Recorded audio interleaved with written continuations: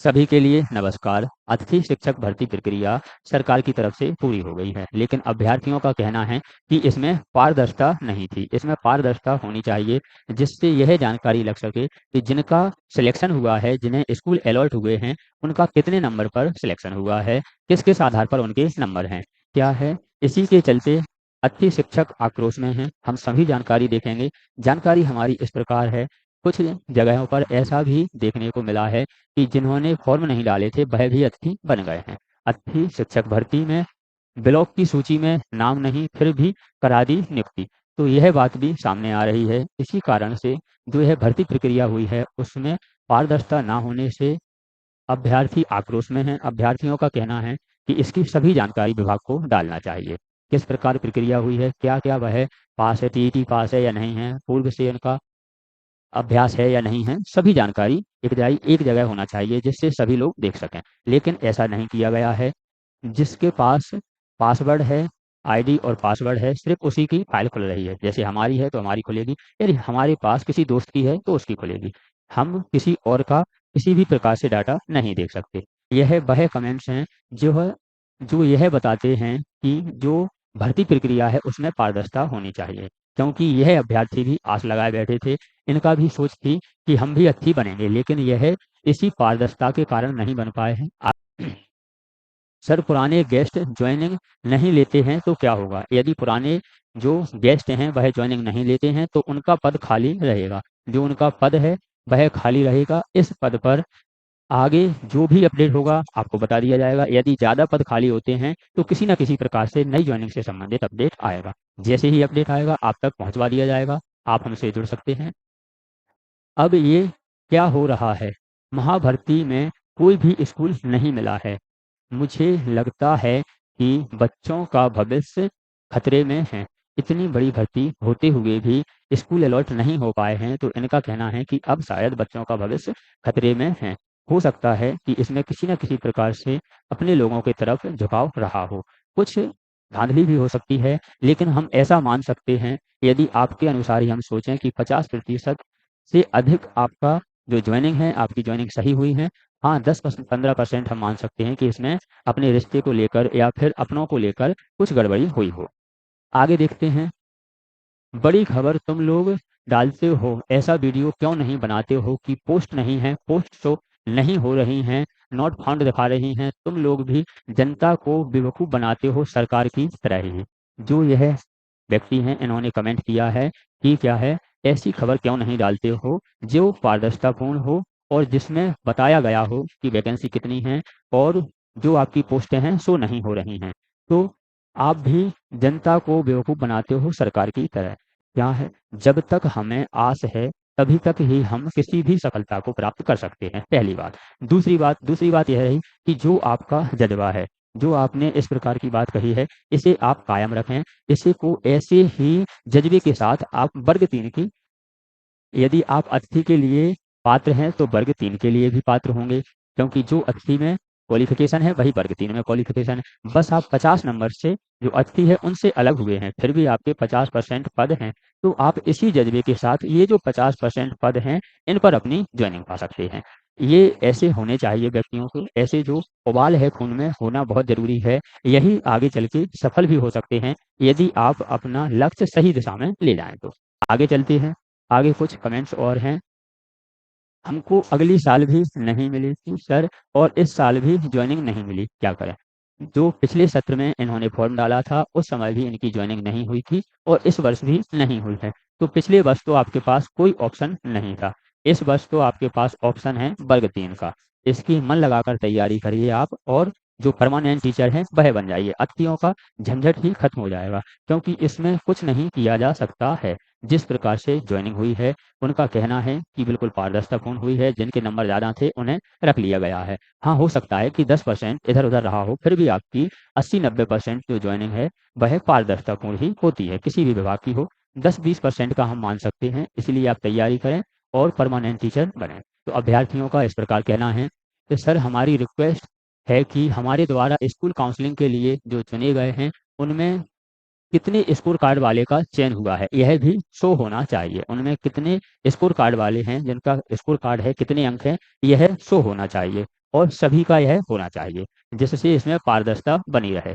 अगला देखते हैं, यह कुछ कमेंट हैं जो आपके द्वारा किए गए हैं। हमने देखते हैं एक एक करके, जो व्यथा है उसे हम इस प्रकार देख रहे हैं। इसमें पारदर्शिता रखना होगी, जैसे बच्चों ने स्कूल चॉइस फिलिंग किए हैं उनके हिसाब से लिस्ट में शो होना चाहिए कि कहाँ पर कितने स्कोर से आप रिजेक्ट हुए हैं, कहाँ पर कितने स्कोर से आप रिजेक्ट हुए हैं, जो सिलेक्ट हुए हैं तो उनका कितना स्कोर रहा। जैसे मान लीजिए किसी भी विषय से हम लेते हैं, हिंदी विषय से हम लेते हैं, तो हिंदी विषय से किसी भी संकुल में मान लीजिए आपकी 217 जाती है, 217 जाती है, तो इसकी जानकारी होना चाहिए कि इसका 217 पे हुआ है। और यदि टीईटी पास है तो इस प्रकार का जो टीईटी पास है उसकी भी पीडीएफ डली होनी चाहिए, किस वर्ष ने टीईटी किया है, यदि अनुभव है तो कितने साल का अनुभव है, और यदि जिसका रिजेक्ट हुआ है वह कितने नंबर से रिजेक्ट हुआ है। यह जानकारी भी अभ्यर्थियों का कहना है कि होनी चाहिए। आगे देखते हैं, बिल्कुल सही कहा, पारदर्शिता होनी चाहिए। कोई भी भर्ती प्रक्रिया हो इसमें पारदर्शिता होना अति आवश्यक है। आगे देखते हैं, सर मेरे से कम नंबर वालों का भी हो गया है, मेरे उससे नंबर ज़्यादा हैं लेकिन फिर भी मेरा नाम नहीं आया है। इनका कहना है कि सर मेरे से कम नंबर वाले का हो गया है लेकिन मेरे उससे ज़्यादा नंबर हैं फिर भी नहीं आया है। सर अनुभव नहीं बन रहा है, यह समस्या बनी हुई है। तो अनुभव के लिए जिनका सत्र 2000 के लिए और 24-25 था उनके लिए आपका अनुभव की प्रोसेस चल रही है, इससे संबंधित वीडियो डली है, आप उसे देख सकते हैं। आगे कमेंट्स देखते हैं हम। यह वह कमेंट्स हैं जो जो यह बताते हैं कि जो भर्ती प्रक्रिया है उसमें पारदर्शिता होनी चाहिए, क्योंकि यह अभ्यर्थी भी आस लगाए बैठे थे, इनका भी सोच थी कि हम भी अच्छी बनेंगे, लेकिन यह इसी पारदर्शिता के कारण नहीं बन पाए हैं। आगे कमेंट देखते हैं, मेरिट का क्रम कैसे देखेंगे कि हम कितने नंबर पर मेरिट में हैं, मेरिट का क्रम कैसे देखेंगे कि हम कितने नंबर पर मेरिट में हैं। तो इस प्रकार से किसी भी प्रकार से डीपीआई जीएफएमएस पोर्टल ने यह लिस्ट नहीं डाली है जिससे हम मेरिट का क्रम देख सकें। सिर्फ वही देख सकते हैं जैसे जिसकी पासवर्ड और आईडी पासवर्ड है उसी अकेले का आ रहा है, उस पर्सनल व्यक्ति का आ रहा है, वह अभ्यर्थी जिसने आईडी पासवर्ड है उसी का आ रहा है। ऐसे एक साथ लिस्ट जारी नहीं की है कि सभी की लिस्ट यदि हम देख सकते तो फिर इसमें पारदर्शिता ही हो जाती, तो इस प्रकार की जानकारी नहीं आती। सर जी हमको बहुत दूर स्कूल मिला है, क्या करें। तो यह तो आपके लिए खुशी की बात है, इसे आप पॉजिटिव वे में लें कि आपको स्कूल तो मिला है। इससे पहले आप कितने अभ्यर्थी देख रहे हैं और अन्य अभ्यर्थी हैं जिन्हें स्कूल ही नहीं मिला है। तो आपके पास तो एक प्लस पॉइंट है कि स्कूल मिला है। अब दूर और पास तो जहां आप स्कूल मिला है वहां ज्वाइनिंग लें, इसके बाद नया अपडेट आएगा तो आपको बता दिया जाएगा। आगे देखते हैं, मैंने 750 से अधिक स्कूलों का चयन किया था लेकिन एक भी स्कूल में चयन करने की मेरिट लिस्ट का पता नहीं चल रहा है। जिस तरह चयन किया गया है इस तरह मेरिट सूची में शो नहीं हो रही है। इनका कहना है कि मैंने 750 से ज़्यादा स्कूल में अपना चयन किया था, चयन के लिए आपकी, लेकिन एक भी स्कूल में इनका नहीं हुआ है। ऐसा क्यों हुआ है? ऐसा इसलिए हुआ है, हो सकते हो कि आपके नंबर कम हो या फिर जिनके हुए हैं उनके ज़्यादा नंबर हो, एक ही बात है। एक सीट पर कितने आवेदकों ने आवेदन किया था इससे पता चल सकता है कि किस आवेदन ने कितने स्कूलों पर एक से अधिक व्यक्तियों ने आवेदन किए थे। किसी किसी ने प्रारंभिक तौर पर ही आवेदन कर दिया था, तो इनका तो कम कम स्कोर कार्ड होना चाहिए। ऐसा नहीं है, नंबर किसी भी प्रकार से शो नहीं हो रहे हैं। अभी तक जानकारी के अनुसार किसी भी साइट पर किसी भी विभाग पर ऐसी लिस्ट नहीं डली है जिससे हम इस बात का पता कर सकें कि जिनका हुआ है कितने नंबर पर हुआ है, और एक साथ जो लिस्ट है वह होना चाहिए। वैसे पारदर्शिता के लिए एक साथ लिस्ट होना चाहिए, और हम तो यह कहते हैं कि यदि उन्होंने टीटी पास किया है, अनुभव है, तो उनकी भी पीडीएफ वहां पर डली होनी चाहिए जिससे हम देख सकें, क्योंकि यह कोई चोरी का काम तो नहीं है। जो ज्वाइनिंग ले रहे हैं वो योग हैं तो हर प्रकार से योग हैं, इसीलिए डालने में कोई हर्ज नहीं है। फिर भी सरकार की तरफ से ऐसा कोई अपडेट नहीं दिया गया है। आगे कमेंट देखते हैं, मैंने साला चयन नहीं कर पाया था, मुझे लगता ये पूर्व से कार्यरत अतिथि वालों के लिए है, सब कुछ अब कुछ हो सकता है क्या, कृपया सहयोग करें। यह भी एक सबसे बड़ी समस्या बनी है। किसी भी ज्वाइनिंग के लिए एक सही नियम होना चाहिए, एक साथ कार्यवाही होना चाहिए, लेकिन क्या है विभाग क्या करते हैं, विभाग पहले तो 10 रखते हैं तारीख, फिर 12 रखते हैं, फिर 16 रखते हैं, फिर 18 रखते हैं, अपडेट पे अपडेट आते रहते हैं। तो सबको यह लगता है कि शायद पुराने अभ्यर्थियों के लिए अपडेट है, यह अपडेट नए के लिए नहीं है। और इस हिसाब से कईयों का जो चयन भी नहीं कर पाए हैं, कईयों ने चयन नहीं कर पाया। तो अब तो ऐसा कोई भी अपडेट नहीं है। यदि वैकेंसी रहती हैं, पद खाली रहते हैं, नया अपडेट आता है, तब ही आप किसी भी स्कूल में यदि पद खाली होता है, तब जो प्रक्रिया उनके हिसाब से होती है, संकुल बाई संकुल होती है या फिर जैसे अभी हुई थी वैसे होती है। जैसे ही कोई नया अपडेट आता है तो आपको बता दिया जाएगा, आप हमसे जुड़ सकते हैं या फिर आप कुछ साइटें हैं, साइटों पर खोल के देख सकते हैं। जैसे आपका एजुकेशन पोर्टल 3.0 है, जीएफएमएस पोर्टल है, इन साइटों पर भी जानकारी डली रहती है। आप आगे से अलर्ट रहें। सर, जिनको स्कूल नहीं मिला वो क्या करें? जिनको स्कूल नहीं मिला उनके लिए क्या है, ईश्वर ने सबसे अच्छा मौका दिया है वर्ग 3 का। हम बार-बार कहेंगे कि जिनके लिए स्कूल नहीं मिला, वह ईश्वर ने सबसे अच्छा मौका क्या दिया है? वर्ग 3 का मौका दिया है। तो आप वर्ग 3 की तैयारी करें और अपनी जो परमानेंट जॉब है, उसे सुनिश्चित करें। बार-बार, हर बार दुखी होने से अच्छा है कि आप एक बार पूरे मन से मेहनत कर दें और परमानेंट टीचर बन जाएँ। तो हर बार का जो दुखी होने की प्रोसेस है वह खत्म हो जाएगी और इस वर्ष आपके पास अच्छा मौका भी है। आगे देखते हैं, अच्छी शिक्षक भर्ती में ब्लॉक की सूची में नाम नहीं, फिर भी करा दी जॉइनिंग। तो यह बात भी सामने आ रही है। हमने बताया था कि ऐसा जो रिश्तों के चलते, अपनों के चलते विभाग में ऐसा होता है। नियमों की अनदेखी, शिवपुरी जिले के 24 स्कूलों में संकुल प्राचार्य व प्रभारी का कारनामा। तो शिवपुरी जिले के ही 24 स्कूल में ऐसा हुआ है कि किसी न किसी प्रकार से इधर उधर करके ज्वाइनिंग कर दी है, नियमों को अनदेखा किया गया है। मध्य प्रदेश शिवपुरी कोलारस में शिक्षा विभाग के जो कर्ता धर्ता हैं, उन्होंने विभाग के नियमों को ताक पर रखकर ऐसे लोगों को स्कूल में अच्छी शिक्षक बना दिया है जिनका ब्लॉक की सूची में नाम ही नहीं आया था। मामले की शिकायत की गई है। मामले की शिकायत करने के बाद, और यह बनाया किसने है?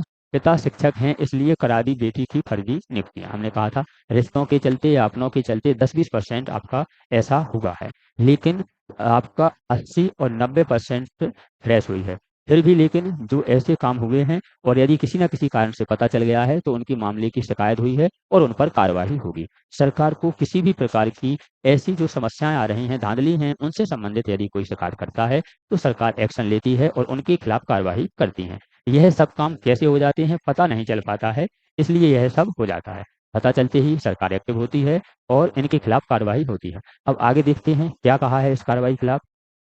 इसमें यदि हम थोड़ा और देखते हैं तो इसमें कहा गया है, इन सरकारी स्कूलों में दर्ज कराई गई है शिकायत अच्छी शिक्षक भर्ती को लेकर। अच्छी शिक्षक भर्ती अच्छी शिक्षक भर्ती घोटाले के क्रम में कोलारस ब्लॉक में 24 स्कूलों जो सामने आए हैं जिनमें गड़बड़ी की गई है, इनके खिलाफ शिकायत कराई गई है। जो योग्य नहीं है उन्हें भी बना दिया अच्छी शिक्षक। जो योग्य नहीं है उन्हें भी अच्छी शिक्षक बना दिया गया है, लेकिन पता चलते ही सरकार ने इनके खिलाफ कार्रवाई की है। शिकायत यदि होती है, पता चलता है, तो हर गड़बड़ी घोटाले के पीछे यदि पता चल जाता है, शिकायत होती है, तो सरकार एक्टिव होती है, उनके खिलाफ कार्रवाई करती है। आगे चलते हैं, डीईओ क्या बोले इस पूरी कार्यवाही के साथ ही। मैंने बिंदुओं पर मांगे जवाब हैं, मैंने जो बिंदु हैं इन पर जवाब मांगे हैं। मैंने आज ही इस मामले में सभी संकुल प्राचार्य को एक प्रश्नावली बनाकर दी है। उक्त प्रश्नावली के आधार पर शाला प्रभारियों के जवाब मंगाए गए हैं। इसके अलावा दस्तावेज भी आ रहे हैं।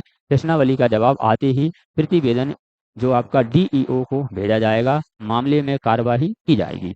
तो मामले की जो कार्यवाही है इन्होंने कहा की जाएगी, यानी इनके जो पद हैं, पद खाली होते हैं, तो किसी न किसी प्रकार से पुनः नियुक्ति कराई जाएंगी। अब संकुल बाई संकुल कराते हैं या फिर आपकी एक जाई कराते हैं, पूरे एमपी से आपके लिए जो विज्ञप्ति वह आती है, जिस प्रकार से भी आएगी हम आप तक अपडेट पहुंचवा देंगे। तो यह रहे कुछ पारदर्शिता ना होने के संबंध में जो अच्छी शिक्षक हैं उनके द्वारा कमेंट किए थे। अब इससे संबंधित जैसे ही नया अपडेट आता है आप तक पहुंचवा दिया जाएगा हमारे चैनल पे। ऐसे ही अपडेट लाते रहते हैं। नौकरी से संबंधित सभी प्रकार की जानकारियों के लिए आप हमसे जुड़ सकते हैं। हमारा चैनल सब्सक्राइब कर लीजिए जिससे आप तक जानकारी पहुंच सके। मिलते हैं एक और जानकारी, एक और अपडेट के साथ।